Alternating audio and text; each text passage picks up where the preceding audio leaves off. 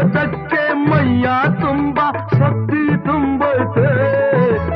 ಅಡ್ಡ ದಾರಿ ಹಿಡಿಯೋ ತಪ್ಪು ಅಂತ ಗೊತ್ತೈತೆ.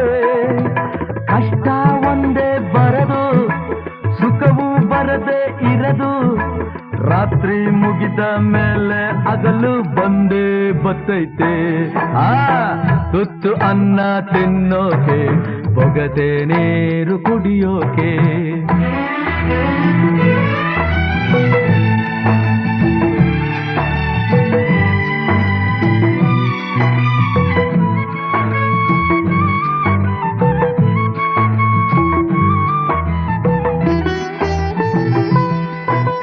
ಹರಿಯೋ ನದಿಯು ಒಂದೇ ಕಡೆ